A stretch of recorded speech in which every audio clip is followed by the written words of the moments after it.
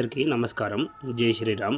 ఈరోజు ఒక ముఖ్యమైనటువంటి విషయాన్ని తీసుకొని మీ ముందుకు వచ్చాను. దానికంటే ముందు మేధోమథనం చేస్తాను, ఒక పూర్తి వీడియో చేస్తాను. అంతకంటే ముందు 2012 సంవత్సరంలో ఏం జరిగిందంటే, అన్నా హజారే గారు భారత అవినీతి వ్యతిరేకంగా ఒక ఉద్యమం చేశాడు. ఆ ఉద్యమంలో అన్నా హజారే గారు చాలా కష్టపడ్డాడు, చాలా ఇబ్బందులు పడ్డాడు.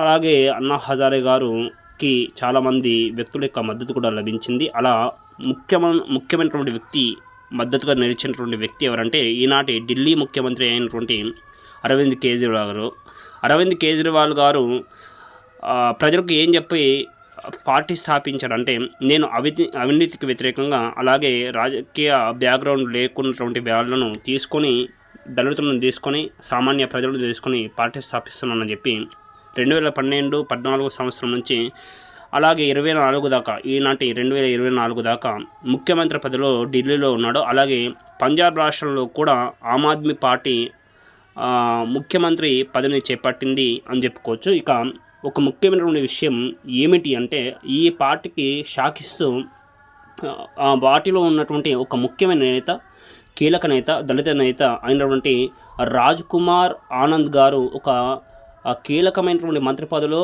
రాజకీయ దళిత నాయకత్వంలో ఉన్నటువంటి వ్యక్తి. రాజ్ కుమార్ ఆనంద్ గారు ఏం చెప్పారంటే, నేను ఈ పార్టీకి రాజీనామా చేస్తున్నాను, మంత్రి పదవికి కూడా రాజీనామా చేస్తున్నానని చెప్పి. ఎందుకు అని అంటే, నేను ఈ పార్టీలో చేరడానికి కారణం ఏంటంటే, ఈ పార్టీలో ఎట్లాంటి అవినీతి ఉండదు అని చెప్పి చేరాను. కానీ ఈనాటి ముఖ్యమంత్రి పదవిలో ఉన్నటువంటి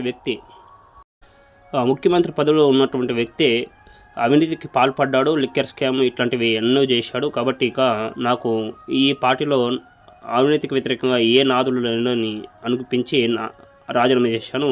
ఈనాటి రాజకీయాల్లో సిపిఎం పార్టీ అయినా, కాంగ్రెస్ పార్టీ అయినా, అలాగే సిపిఐ పార్టీ అయినా, తెలుగు రాష్ట్రాల్లో అయితే తెలుగుదేశం పార్టీ అయినా, వైఎస్ఎస్సిపి పార్టీ అయినా, ఈనాటి రాజకీయాలు నిలబడాలంటే అందరూ కూడా అవినీతి చేస్తున్నారు. కాబట్టి నేను ఒక్కటే విజ్ఞప్తి చేస్తున్నాను ప్రజలందరికీ కూడా, నా తరఫు నుంచి, ఏ రాజకీయ పార్టీ అయితే అవినీతి చేస్తలేదో అట్లాంటి రాజకీయ పార్టీకి మీరు ఓటు వేసి మీ ఓటును సద్వినియోగం చేసుకుంటారని విజ్ఞప్తి చేస్తూ ఇక ముగిస్తున్నాను. ముగించే ముందు ఈ విషయం పట్ల పూర్తి సమాచారంతో ఒక మేధోమథనం అటువంటి వీడియో చేస్తాను. జై శ్రీరామ్. అందరికీ నమస్కారం, ధన్యవాదాలు.